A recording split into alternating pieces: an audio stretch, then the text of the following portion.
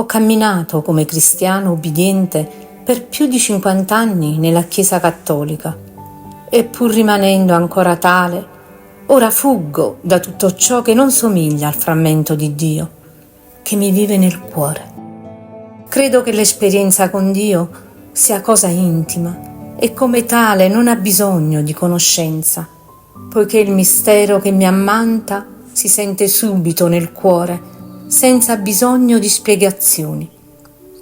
Non è necessario dare forma a Dio, immaginarne il volto o la voce o costruirgli una casa.